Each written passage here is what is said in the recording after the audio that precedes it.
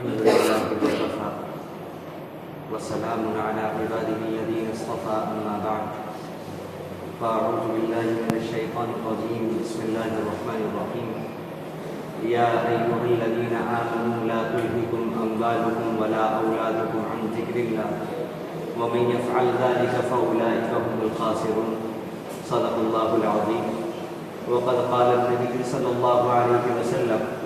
اذكروا ذکر هذه اللذات یعنی الموت او کما قال علیہ الصلاۃ والسلام اللهم صل علی سیدنا محمد وعلى آل سیدنا محمد وبارک وسلم صلی اللہ علی النبی الأمی صلی اللہ علی النبی الأمی واجب الاحترام بزرگوں، قابل قدر دینی ایمانی بھائیوں اور بہنوں،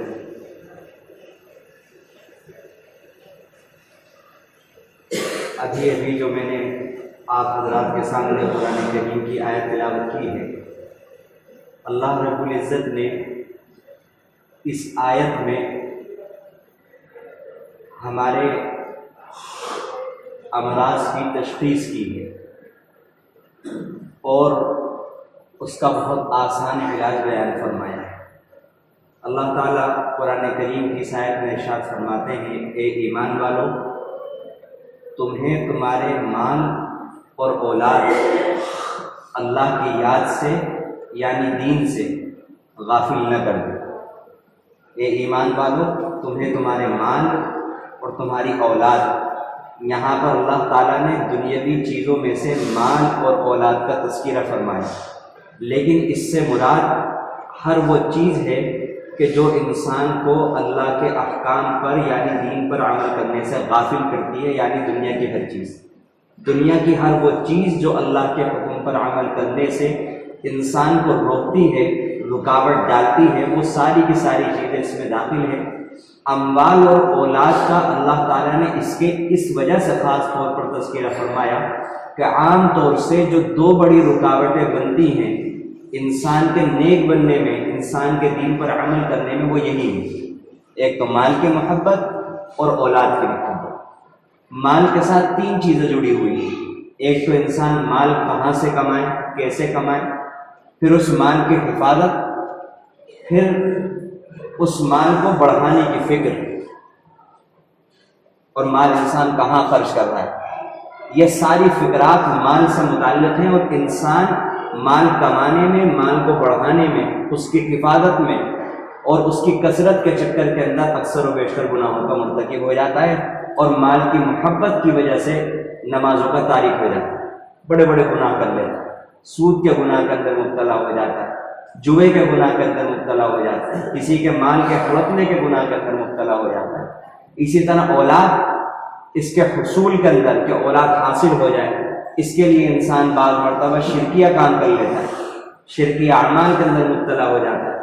پھر اولاد کی حفاظت، یہ بھی اس سے متعلق ہے۔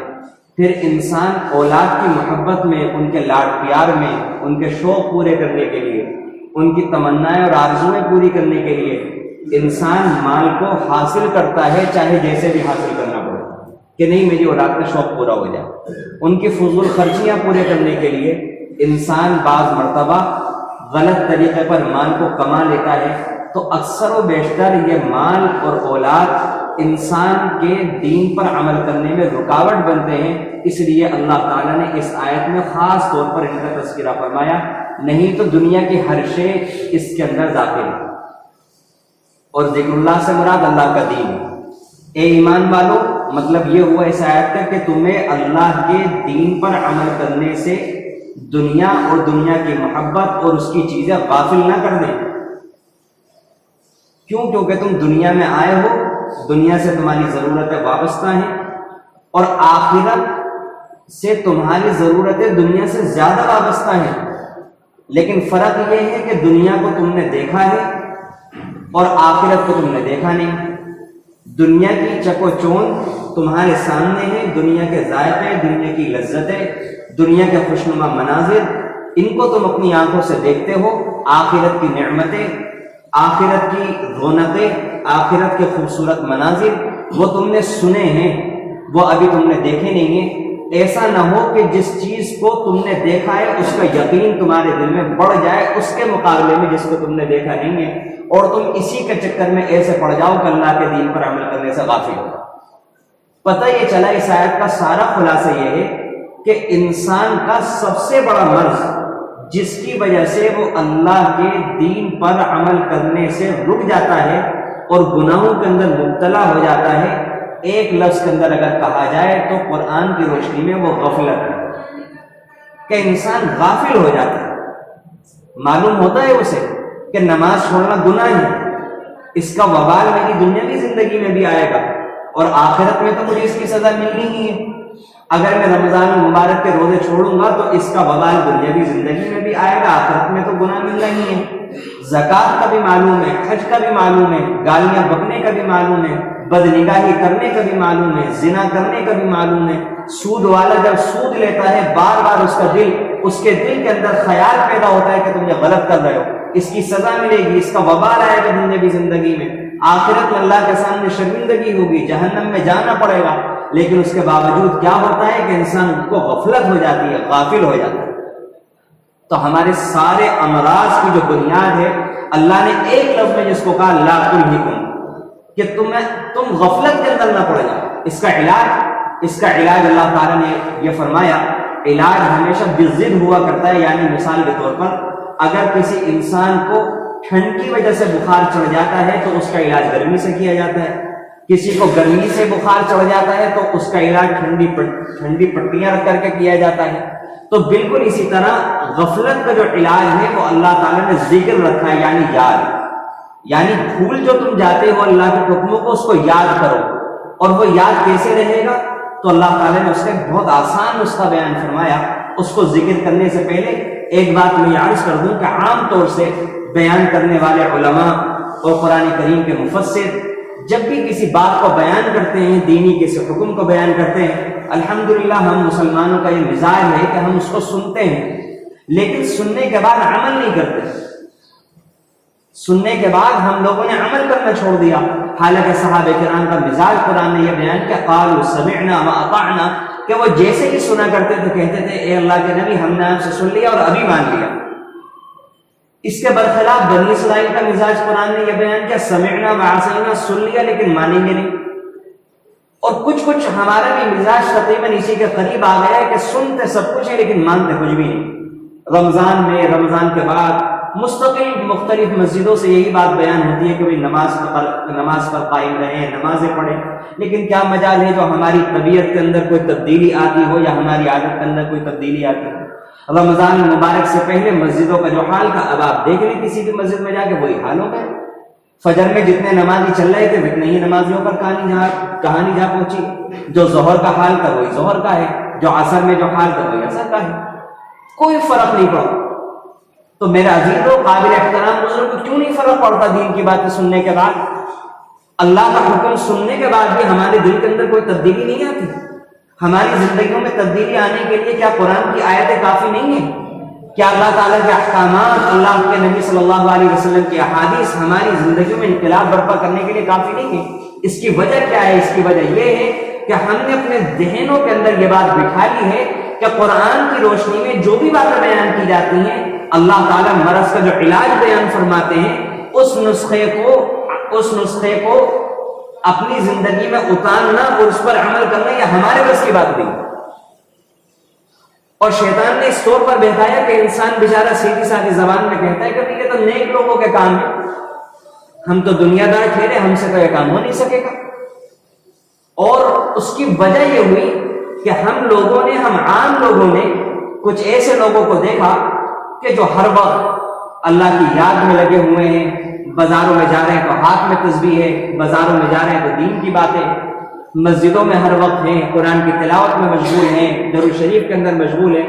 تو لوگوں کے ذہنوں میں یہ تصور بیٹھ گیا کچھ ایسے لوگوں کو دیکھ کر کہ جو قدرتی طور پر کاموں سے اور ذمہ داریوں سے اللہ کی طرف سے فارغ کر دیے گئے، انہوں نے دین کی محنت کو چنا، یہ بہت اچھا کام کیا انہوں نے کہ جب وہ فارغ ہیں، ان کے اوپر ذمہ داری نہیں ہے آل اولاد کی، وہ اس عمر کے حصے میں پہنچ چکے ہیں یا کوئی اور وجہ ہے، تو انہوں نے دین کی محنت کو اپنی زندگی کا اوڑھنا بچھونا بنا لیا۔ لیکن عام لوگوں کے ذہنوں کے اندر اس کی وجہ سے تصویر کچھ لوگوں نے بٹھا لی کہ اب اگر کوئی اس معیار کی دین کی محنت کرے گا تو وہ دیندار کہلائے گا، اور اگر اس معیار سے نیچے اتر کر محنت کرے گا تو وہ دیندار نہیں ہے، وہ دنیا دار۔ یعنی اگر کوئی 5 وقت کی نمازیں پڑھ رہا ہے اور کاروبار کے اندر جا کر لگ جاتا ہے تو ہم نے خود بٹھا لیا، شیطان نے ہمارے دلوں میں بٹھا لیا کہ وہ انسان دیندار نہیں ہو سکتا، وہ تو دنیا دار ہے، وہ تو کاروبار کر رہا ہے۔ حالانکہ حقیقت اس کے بالکل برعکس ہے، ایسا نہیں ہے۔ وہ اپنی جگہ بہت اچھی بات ہے، لیکن عام لوگوں کی زندگی گزارنے کے جو طریقے ہیں وہ یہی طریقے ہیں کہ وہ نمازیں پڑھیں گے، وہ کاروبار کریں گے، بازار سے سودا سلف لانے کی ضرورت ہوگی وہ بازاروں میں جائیں گے، وہ اپنی ضروریات کا سامان لیں گے، بیچنے والے بیچیں گے، دکاندار دکانداری کریں گے، مزدور مزدوری کریں گے۔ ہر کوئی انسان جس پیشے سے متعلق ہے وہ اس پیشے کو ایمانداری کے ساتھ، دیانتداری کے ساتھ، سچائی کے ساتھ کرے گا، یہ دین کا ہمارا حصہ ہے۔ تو میرا عزیز و قابل احترام بزرگوں تو ذہن میں بیٹھ گیا ہے کہ دین پر عمل کرنا بہت مشکل ہے۔ کوئی اس بات کو ثابت کرے کہ نماز پڑھنا کیسا مشکل ہے؟ اب آج اگر آپ کسی سے پوچھیں کہ بھئی فجر کی نماز میں آپ سارے رمضان ماشاءاللہ آئے تھے، پورا گھر اٹھ رہا تھا، عورتیں بھی اٹھ رہی تھیں، بچے بھی اٹھ رہے تھے، بچیاں بھی اٹھ رہی تھیں، گھر کے بڑے بھی اٹھ رہے تھے، اب کیوں اٹھنا من کر دیا؟ اب ہر کسی کا یہی جواب ہوگا جو حقیقت کے بالکل خلاف ہے، اس میں حقیقت ہے ہی نہیں کہ اٹھا نہیں جاتا۔ اگر ہم رمضان المبارک کے مہینے میں اٹھے تو پورے مہینے کے اٹھنے کے نتیجے میں ایک دن ایسا بتا دیں جس دن طبیعت خراب ہو گئی ہو، یا گھر کے اندر مال میں کوئی کمی آ گئی ہو، یا دن کے کاروبار کرنے میں کوئی کمی آ گئی ہو، جسم میں کوئی کمزوری ہو گئی ہو، کیا فرق پڑا؟ یہ صرف ایک بات ہے جو شیطان نے ہمارے دل کیا ہوگا نہیں آپ سے۔ کل قیامت کے دن اللہ تعالیٰ کو جب ہم یہ جواب دیں گے تو کیا اپنے اس جواب سے مطمئن کر سکیں گے؟ جبکہ اس جواب سے تو ہم دنیا میں کسی انسان کو مطمئن نہیں کر سکتے، اللہ کو اور اس کے فرشتوں کو کیا مطمئن کریں گے؟ نماز پڑھنا کون سا مشکل کام ہے؟ روزہ رکھنا کون سا مشکل کام ہے؟ زکوٰۃ دینا کون سا مشکل کام ہے؟ ہاں، زکوٰۃ پر لوگوں کے ذہن میں یہ بات سوال آ سکتا ہے کہ زکوٰۃ دینے سے تو مال کم ہوتا ہے، لیکن اللہ تعالیٰ نے تو قرآن کریم میں فرمایا کہ زکوٰۃ دینے سے مال الٹا بڑھ جاتا ہے۔ اور پچھلی امتوں میں اللہ رب العزت نے زکوٰۃ جو فرض کی تھی وہ 1/4 حصہ فرض کیا تھا، یعنی 25%، 1 لاکھ میں 25,000 روپے، اور ہماری شریعت میں جو زکوٰۃ رکھی گئی وہ صرف 2.5%، یعنی 1 لاکھ پر 2,500 روپے، وہ بھی جب سال گزر جائے، وہ بھی اس مال میں جو بڑھنے والا ہو، یعنی مال تجارت۔ اور تجربہ یہ بتاتا ہے کتنے سارے لوگ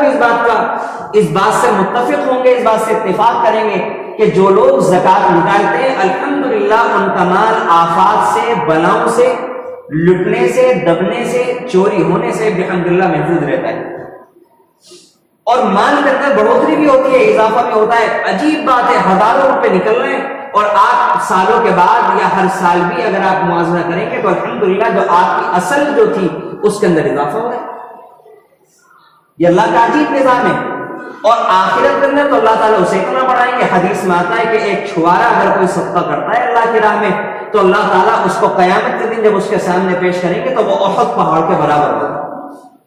احد پہاڑ کو چھوٹا موٹا پہاڑ تو نہیں، لوگ اس کے رقبے کے بارے میں اختلاف کرتے ہیں، بعض حضرات کہتے ہیں 12 کلومیٹر کا پہاڑ ہے، کوئی 17 کلومیٹر بتاتا ہے، لیکن زیادہ تر جو مضبوط بات مانی جاتی ہے وہ 12 کلومیٹر کا اس کو بیان کیا جاتا ہے کہ 12 کلومیٹر لمبا مدینے کا جو پہاڑ ہے مسجد نبی سے جو بالکل سامنے نظر آتا ہے، جہاں پر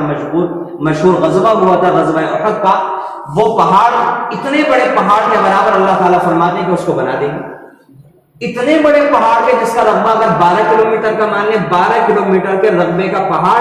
اگر اس کو چھواروں کے اندر بانٹا جائے تو تصور ہے کہ چھواروں کا پہاڑ بن جائیں گے۔ اللہ تعالیٰ اس طرح پر بھی بڑھاتے ہیں، آخرت میں دنیا میں بھی بڑھا کر کے دیتے ہیں۔ اور اصل پڑھنے کی جو حکمت ہے وہ یہ ہے کہ مال کا مقصد کیا ہوتا ہے؟ مال کا مقصد یہ ہوتا ہے کہ انسان اس سے راحت حاصل کرے، اس سے سکون حاصل کرے، اس سے فائدہ اٹھائے۔ اور جو انسان زکوٰۃ نہیں نکالتا اور جو انسان زکوٰۃ نکالتا ہے، دونوں میں کیا فرق آتا ہے؟ آپ مشاہدہ کر لیں، نظر دوڑا کر دیکھ لیں، دونوں میں یہ فرق آتا ہے کہ ایک انسان جس نے زکوٰۃ نکالی، اگرچہ اس کے پاس مال بظاہر کم نظر آتا ہے، لیکن اس کا سارا کا سارا مال الحمدللہ اس کے کام آ رہا ہوتا ہے۔ بیماریاں اس کے گھر میں نہ کے برابر، حادثات اس کے گھر میں نہ کے برابر، اس کے مال کا دگنا زندگی میں کسی نے نہیں، مال کا چوری ہونا الحمدللہ کوئی واقعہ نہیں، کوئی بڑا حادثہ ہو جائے نا کوئی واقعہ نہیں، کوئی بڑا مالی نقصان ہو جائے نا زندگی میں کوئی واقعہ نہیں۔ یہ زکات والوں کے ساتھ اللہ کی حفاظت ہوتی ہے۔ اس کے برخلاف ایک انسان زکات نہیں نکال رہا، اپنی دانش میں لاکھوں روپے کما رہا ہے، پتا چل رہا ہے کہ کوئی حادثہ ہوا اتنے لاکھ کا نقصان، پتا چلا فلاں پارٹی نے اتنے پیسے دبا لیے اتنے لاکھ کا نقصان، گھر میں چوری ہو گئی اتنے لاکھ کا نقصان۔ وہ اگر انسان 10-20 سال کے بعد حساب لے کر بیٹھے گا تو حیران رہ جائے گا کہ زکات کے مقابلے میں تو کئی گنا مال چلا گیا اور سکون پھر بھی ہاتھ نہیں آیا۔ تو زکات نکالنے والا مزے میں رہتا ہے دنیاوی اعتبار سے بھی اور اخروی اعتبار سے بھی۔ تو زکات کے اندر کیا پریشانی ہے، روزوں کے اندر کیا پریشانی ہے، حج کے اندر کسی بھی مسئلے کے اندر اگر ہم سنجیدگی سے اور دانش مندانہ اور ہم منصفانہ طریقے پر اگر بات کریں گے اور گہرائی میں جا کر سوچنے کی سمجھنے کی کوشش کریں گے، اپنے نفس سے اگر ہم اپنے نفس سے بات چیت کریں گے، اگر ہم اپنے آپ کو اللہ کی عدالت میں محسوس کر کے کہ ہم کھڑے ہوئے اپنے آپ سے بات چیت کریں گے، تو پھر ہم اپنے آپ کو بھی قائل نہیں کر سکتے کہ اللہ کے کسی حکم پر عمل کرنے میں کوئی مشکل ہے۔ نہ تو جسمانی طور پر کوئی پریشانی، نہ مالی طور پر کوئی پریشانی۔ کیوں؟ اللہ تعالیٰ نے قرآن میں فرمایا لا یکلف اللہ نفسا الا وسعها، اللہ تو کسی پر اس کی طاقت سے زیادہ بوجھ ہی نہیں ڈالتے۔ ہمارے کیا احکامات ہیں؟ اگر ایک انسان کھڑے ہو کر نماز نہیں پڑھ سکتا، کیا کہا اللہ نے کہ کھڑے ہو کر نہیں پڑھنی ہے؟ نہیں، اللہ نے فرمایا کہ بیٹھ کر پڑھے۔ اگر کوئی بیٹھ کر نماز نہیں پڑھ سکتا، اللہ نے فرمایا لیٹ کر کے نماز پڑھے۔ لیٹ کر نہیں پڑھ سکتے، اشارے سے نماز پڑھو۔ وضو نہیں کر سکتے، تیمم کر لو۔ بلکہ عجیب بات ہے، اگر آپ غور کریں، وقت کم ہے، بس ایک دو مثالیں دے کر اس مضمون کو مجھے سمیٹنا ہے کہ اللہ کی طرف سے جو بات رکھی گئی وہ بہت آسان ہے، ہماری طرف سے جو اس میں اضافات کیے گئے وہ بہت مشکل ہم نے بنایا۔ مثال کے طور پر آپ یہ دیکھیں کہ شادی میں اللہ رب العزت نے شادی کے لیے کیا شرائط لگائی کہ ایک لڑکا ہو ایک لڑکی ہو، وہ دو گواہوں کے سامنے مجلس کے اندر ایجاب و قبول کریں، والدین موجود ہوں، لڑکے کے لڑکی کے اقربا موجود ہوں، ایجاب و قبول ہو اور مہر متعین ہو، اور مہر کی کم سے کم مقدار 32 درہم رکھی گئی، جس کی اب کل کے اعتبار سے جو میں نے قیمت چیک کی تقریباً 2500 روپے کی قیمت بنتی ہے کہ کم سے کم مقدار کی قیمت یہ 32 گرام چاندی کی جو کل کے اعتبار سے میں نے قیمت چیک کی، یہ چیز اللہ رب العزت نے رکھی کہ یہ ہو بس شادی ہوگی۔ اور مہر میں بھی اللہ تعالیٰ نے گنجائش رکھی کہ مہر کی 2 قسمیں ہو گئی، مہر معجل، مہر مؤجل، کہ ابھی بھی دے سکتے ہو، ادھار بھی کر سکتے ہو، اور عورت اگر اپنی خوشی سے خود معاف کر دے تو معاف بھی ہو سکتا ہے۔ یہ تو ہوا نکاح جو اسلامی ہے۔ اس کے بعد منگنی سے لے کر مہاں تک، بارات تک، اور ڈھول تاشوں تک، اور فلاں تک ڈیکوریشن تک اور ہولوں تک، یہ جو جتنے بھی سارے کے سارے مسائل ہیں یہ تو ہمارے اپنے متعین کردہ ہے۔ شریعت نے کون سی چیز کو کتنا آسان بنایا اور ہم نے اس کو کتنا مشکل بنایا۔ اسی طرح آپ انتقال کے موقع پر دیکھ لیں، انتقال کے موقع پر شریعت نے کیا رکھا کہ اقربا کے ذمے ہے کہ وہ کفن دفن کا، اگر میت نے پیسے نہیں چھوڑے تو کفن دفن کا انتظام کر دیں، اور اگر اقربا اس قابل نہ ہو تو عام مسلمانوں کے ذمے رکھا کہ عام مسلمان اس کا انتظام کر دیں۔ لیکن ہم نے ایک آسان کام کو جو اللہ تعالیٰ نے اتنا آسان رکھا تھا، ہم نے اس کے اوپر پھول لگا دیے اور جمعراتیں لگا دی اور 40ویں لگا دی، ایک اچھا خاصا انتظام اس کے ساتھ لگا دیا۔ تو اللہ نے ہر کام کو بہت آسان رکھا، ہم نے رسم و رواج کو چھوڑ کر اس کام کو مشکل بنا دیا۔ تو ہم اپنے آپ کو جواب دینے کی کوشش کریں، سمجھائیں کہ اللہ نے دین کو کتنا آسان رکھا ہے، ہمارے رسم و رواج نے اس کو مشکل بنایا ہوا ہے۔ یہ ساری کی ساری باتیں جو میں نے آپ کے سامنے رکھی، صرف یہ ذہن میں لانے کے لیے، تر و تازہ کرنے کے لیے کہ دین کا ایک حکم بتا دیں کہ جس پر عمل کرنا انسان کے لیے مشکل ہو، جسمانی اعتبار سے مشکل ہو یا مالی اعتبار سے مشکل ہو، ایک حکم کوئی نہیں بتا سکتا۔ بالکل اسی طرح اگر کوئی انسان گناہ چھوڑنا چاہتا ہے، اگر کوئی انسان نمازی بننا چاہتا ہے، اگر کوئی انسان عذاب قبر سے اپنے آپ کو بچانا چاہتا ہے، اگر کوئی انسان اللہ کا قرب حاصل کرنا چاہتا ہے، اگر کوئی انسان اللہ کا ولی بننا چاہتا ہے، اگر کوئی انسان ناپاک زندگی کو چھوڑ کر پاکیزہ زندگی اختیار کرنا چاہتا ہے، اگر کوئی بھائی غلط دیکھنے کی عادت سے پریشان ہے، اپنا دیکھنا ٹھیک کرنا چاہتا ہے، اگر کوئی بھائی سود کے لین دین سے پریشان ہے، اس کو چھوڑنا چاہتا ہے، اگر کوئی جھوٹ کی عادت سے پریشان ہے، جھوٹ چھوڑ کر سچ بولنے کی عادت پیدا کرنا چاہتا ہے، غرض ایک گناہ ہو یا انیک گناہ ہو، پوری زندگی گناہوں سے بھری ہوئی ہو، اللہ تعالیٰ نے ایک آسان ترین نسخہ ایک آیت کے اندر بیان فرما دیا کہ اس نسخے کو استعمال کر لو، تمہاری زندگی بالکل بدل کر رہ جائے گی۔ اور یہ ساری تمہید، یہ ساری کی ساری باتیں میں نے اس لیے بیان کی کہ جب دین پر عمل کرنا آسان ہے تو اس نسخے پر بھی عمل کرنا اللہ نے بہت آسان رکھا ہے۔ اگر ہم عمل نہیں کر پاتے تو اس وجہ سے کیونکہ ہمارا مزاج یہ بن چکا ہے، ہمارے مزاج کے اندر اتنا فساد اور بگاڑ آ چکا ہے کہ ہم یہ چاہتے ہیں کہ شریعت کی طرف سے یا دنیاوی لوگوں کی طرف سے ہمارے لیے کسی معاملے میں کوئی رکاوٹ نہ ہو، ہم جو چاہے کھائیں، جو چاہے پیئیں، جو چاہے کریں، جو چاہے دیکھیں، جو چاہے بولیں، کوئی رکاوٹ نہ ہو، نہ لوگوں کے اعتبار سے اور نہ دین کے اعتبار سے۔ ظاہری سی بات ہے کہ یہ تو ہو نہیں سکتا، اللہ تعالیٰ نے ہمیں انسان بنایا ہے، ایسا تو اللہ تعالیٰ نے جانوروں کو بنایا ہے۔ انسانوں اور جانوروں میں ظاہری سی بات ہے کہ اللہ کی طرف سے بھی اور ہر اعتبار سے فرق تو ہوگا ہی، تو یہ تو ہونے سے رہا۔ تو اللہ تعالیٰ نے جو نسخہ بتایا وہ یہ بتایا کہ تم جب دنیاوی مسائل کے اندر جاؤ گے اور اس میں مشغول ہوگے اور دنیاوی مسائل کی محبت تمہیں گناہ کرنے کی طرف راغب کرے گی تو تم اس بات کا خیال کر لینا کہ یہ جو دنیاوی نعمت جو میں حاصل کر لوں گا، دنیاوی فائدہ جو حاصل کر لوں گا، یہ نعمت فائدے سمیت کچھ وقت کے بعد ختم ہو جائے گی، فانی ہے۔ اب آپ تصور کریں ایک انسان کو بڑا عہدہ دیا جائے اور اس پر ساتھ ساتھ کیس بھی چل رہا ہے، اسے معلوم ہے کہ کبھی بھی کورٹ کی طرف سے آرڈر آ جائے گا اور مجھے سسپینڈ کر دیا جائے گا، مجھ سے یہ عہدہ چھین لیا جائے گا، میری ساری شان و شوکت عزت کسی بھی وقت ہاتھ میں مل سکتی ہے، فنا ہو جائے گا، تو اس انسان کو اپنے اس عہدے میں مزہ آئے گا؟ بالکل یہی حال اللہ تعالیٰ نے ہمارا بنایا کہ ہر چیز ہماری زائد ہونی ہے، آنکھوں کی خوبصورتی، ہمارے چہرے کی چمک، جوانی کی طاقت، ہمارے بولنے کی طاقت، وہ ہماری دلیری، وہ لمبے لمبے عزائم، وہ لمبے لمبے ارادے، وہ لمبی چوڑی باتیں، وہ آواز کی گرج، وہ غصہ دکھانا، وہ سامنے والے کو دبا لینا، وہ اپنی عزت کی عقل، وہ اپنے خاندان کے اوپر ہمارا فخر، اپنے رنگ و روپ کے اوپر ہمارا فخر، وہ پیسے کی عقل، وہ فلاں کس طرح کے تصورات میں، خیالات میں ہمیں غافل کیا ہوا ہے، اور کسی کو کسی پر بھروسہ ہے، کسی کو کسی پر بھروسہ ہے۔ اس ایک علاج کے ذریعے سے اللہ نے ساری چیزوں کی جڑ کھود کر کے رکھ دی کہ یہ تصور کر لو کہ سب چیز ختم ہونے والی ہے، یہ جوانی بھی منجمد ہوگی، کانوں کے سننے کی طاقت بھی ختم ہوگی، آنکھوں سے دیکھنے کی طاقت بھی ختم ہوگی، یہ جو قدم ایسے ہیں کہ ابھی چند کلومیٹر کا سفر چند منٹوں میں طے ہو جاتا ہے، اتنے کلومیٹر چلنے کے بعد بھی پیروں میں درد نہیں ہوتا، ایک وقت ایسا بھی آنے والا ہے کہ 10 قدم چلنا بھی مشکل ہو جائے گا، سانس پھول جائے گا، وہ وقت بھی آئے گا۔ ہر انسان کو ان حالات سے گزرنا ہے، ہر انسان کو ان حالات سے گزرنا ہے۔ اللہ تعالیٰ فرماتے ہیں جب یہ بات اٹھاؤ گے کہ جو اختیارات مجھے آج ملے ہوئے، جو کاروبار آج ملا ہوا ہے، یہ جو اتنی بڑی فیکٹریاں اور اتنا بڑا امپائر میں نے کھڑا کر لیا ہے، یہ ایک دن مجھ سے سب چھیننا ہے۔ کبھی بھی ملک الموت آتے ہوں گے اور مجھ سے کہیں گے چلو بس، نہ پہلے سے کوئی اطلاع، نہ پہلے سے کوئی پیغام، نہ تیاری کرنی، کچھ نہیں، کچھ بھی تو نہیں، بس آتے ہیں اور کہتے ہیں چلو، کوئی کھڑا ہوا ہے تو کھڑے کھڑے گر جاتا ہے، کوئی سو رہا ہے تو سوتے سوتے چلا جاتا ہے، کوئی سواری پر سوار ہے تو سواری کی حالت میں چلا جاتا ہے، کوئی نماز میں ہے تو نماز پوری کرنے کا انتظار نہیں، سجدے میں جائے گا، کوئی بیان کر رہا ہے تو بیان پورا کرنے کا انتظار نہیں، بیان کرتے کرتے جائے گا، کوئی گناہ کے اندر، شراب کے نشے کے اندر مست ہے تو اس کے اترنے کا انتظار نہیں، اسی حالت میں جائے گا۔ جس کی جیسی اللہ تعالیٰ نے متعین کر دی اسی حال میں اللہ کی طرف سے اسے لے جایا جائے گا۔ ہم جیسے آنے میں با اختیار نہیں، جیسے جانے میں بھی با اختیار نہیں ہے، بغیر اختیار کے بغیر پوچھے دنیا میں بھیجا گیا تھا، بغیر اختیار کے بغیر پوچھے دنیا سے بلا لیا جائے۔ اس لیے اللہ نے اس آیت کے اندر نسخہ بیان فرمایا کہ روزانہ موت کا دھیان کیا کرو بیٹھ کر تنہائی میں، روز موت کا دھیان، تنہائی میں انسان بیٹھ جائے، اور تنہائیوں سے آج کل ہمیں بہت ڈر لگتا ہے، وحشت ہوتی ہے، بیٹھا ہی نہیں جاتا،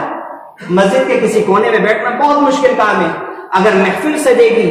بیان کی محفل ہوگی یا کسی بھی چیز کی محفل ہوگی، بیٹھنا آسان ہے، لیکن تنہائی میں جب کوئی نہ ہو، اکیلے میں گھر کے کسی کونے میں، تنہائی میں مسجد کے کسی کونے میں بیٹھنا بڑا مشکل کام ہے۔ لیکن کبھی ہم اس حقیقت کو غور کریں کہ اگر آج ہم تنہائی میں اپنے ہوش کے عالم میں اگر کسی کونے میں نہیں بیٹھ پا رہے، اللہ کے سامنے ہونے کا استحضار نہیں کر پا رہے، کل قبر کے اندر صرف تنہا رہنا ہے، وہاں کیسے وہ گزار پائیں گے؟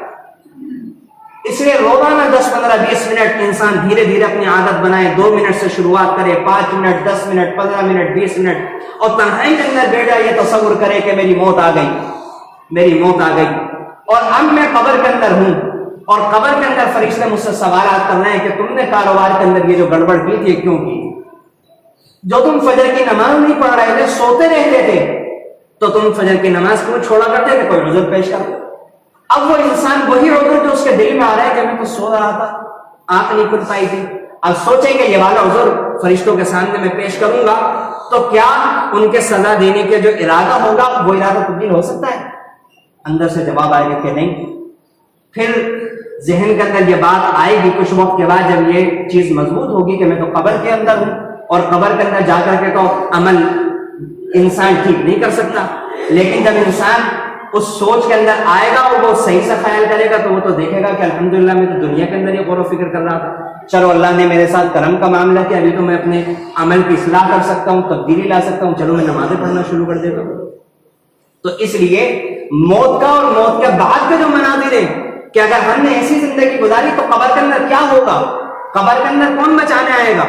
قبر کے اندر کیا معاملات ہوتے ہیں اللہ کی طرف سے، کیسے ازدہے، کیسے سات بچے مسلط کیے جاتے ہیں، پل صراط پر سے میرا کیسے گزر ہوگا، اللہ کے سامنے جب حساب و کتاب کے لیے میزان قائم کیا جائے گا اس وقت میں کس کی سفارش لے کر کے آؤں گا، اللہ کے فرشتوں کا میں کس طرح مقابلہ کروں گا، اللہ کی ناراضگی کا میں کس طرح مقابلہ کروں گا، ان تمام باتوں کا حل اللہ تعالیٰ نے ایک بات کے ذریعے سے بیان فرمایا، وَلَن يُؤَخِّرَ اللَّهُ نَفْسًا إِذَا جَاءَ أَجَلُهَا وَاللَّهُ خَبِيرٌ بِمَا تَعْمَلُونَ، کہ انسان موت کا دھیان پیدا کرے۔ اور اللہ تعالیٰ نے اس کو آسان کرنے کے لیے ہمارے ساتھ دو حالتیں ایسی رکھی ہیں کہ سمجھ میں آ جاتی ہے بات کیا، ایک تو بیماری کی حالت اور ایک بڑھاپے کی حالت، یہ موت سے ملتے جلتے مقدمات ہیں۔ ایک انسان بالکل صحیح سالم ہے، نوجوان ہے، طاقت ہے جسم کے اندر، سب کچھ ہے، لیکن بیمار پڑ گیا، کیا حالت ہو جاتی ہے کہ اگر کوئی سلام بھی کرتا ہے تو برا معلوم ہوتا ہے، کبھی کبھی صبح سے لے کر شام تک اتنی کمزوری آ جاتی ہے کہ کسی کا بولنا برا معلوم ہوتا ہے، لائٹ کا کھلنا معلوم ہوتا ہے، کسی چیز کے کھٹر پٹر کی آواز ہوتی ہے وہ بری معلوم ہوتی ہے، کسی کا طبیعت کا پوچھنا برا معلوم ہوتا ہے، برا حال ہو جاتا ہے انسان کو۔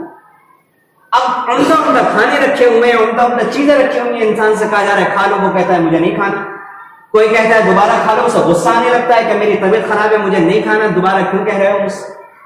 کہاں گیا وہ کھانوں کا شوق، کہاں گئی وہ دنیا کی محبت؟ صبح تو ہمارے اندر شوق تھا، صبح تو ہمارے اندر ولولے تھے، ایک بیماری آئی سارے ولولے ٹھنڈے ہو گئے، سارے جوانی کے جوش، ساری جوانی کی خواہشات سب دب کر کے رہ گئی۔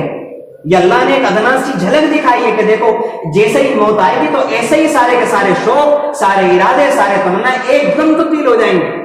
اسی طرح انسان کے بڑھاپے کی حالت ہے کہ بڑھاپے میں کوئی پوچھے، معلوم کرے جو لوگ اس عمر کے اندر پہنچ رہے ہیں کہ جوانی کی حالت میں اور اس حالت میں کیا فرق۔ لیکن حدیث میں اللہ کے نبی صلی اللہ علیہ وسلم نے فرمایا کہ اس حالت تک پہنچنے سے پہلے ابھی جوانی کے اندر ہو، ابھی ہوش کا عالم ہے، ابھی قدر کرو، ابھی غنیمت سمجھو۔ اس لیے میرے عزیزو، قابل احترام بزرگوں، یہ جو علاج اللہ تعالیٰ نے بیان فرمایا موت کا دھیان، حدیث میں آتا ہے کہ جو 40 مرتبہ دن میں موت کا دھیان کرے گا اللہ تعالیٰ اسے شہادت کے مرتبے پر فائز کریں گے۔ کتنا بڑا کرم ہے اللہ کا کہ کہاں شہید اپنی گردن کٹواتا ہے اور کہاں موت کو 40 مرتبہ یاد کرنے پر اللہ کی طرف سے شہادت کا اجر بیان کیا جا رہا ہے۔ یہ ایسا ہی ہے جیسا کہ ڈاکٹر مریض کا علاج بھی کرے اور اسے علاج کروانے پر انعام بھی دے، ایسے ہی اللہ نے ہمارے مرض کا علاج بھی بتایا اور اس پر انعام بھی رکھا۔ اس لیے میرے عزیز و قابل احترام بزرگوں، موت کے تذکرے، موت کو تنہائی میں بیٹھ کر یاد کرنا، موت کا دھیان کرنا، اللہ کے نبی صلی اللہ علیہ وسلم نے فرمایا موت کو کثرت سے یاد کرو، یہ لذات کو ختم کرنے والی ہے۔ جب انسان موت کو کثرت سے یاد کرتا ہے اور یاد دل میں جم جاتی ہے تو پھر اس کے لیے گناہوں کے ماحول میں رہتے ہوئے گناہوں سے بچنا اللہ آسان فرما دے۔ اس لیے جو لوگ اپنی زندگیاں تبدیل کرنے کے لیے سنجیدہ ہیں وہ اس نسخے کے اوپر عمل کریں اور موت کو کثرت سے یاد رکھیں، اس کی برکت سے اللہ تعالیٰ گناہوں سے بچنا آسان فرما دیں گے۔ اللہ سے دعا ہے اللہ تعالیٰ ان باتوں پر عمل کی توفیق نصیب فرمائے، آمین۔ وآخر دعوانا الحمدللہ۔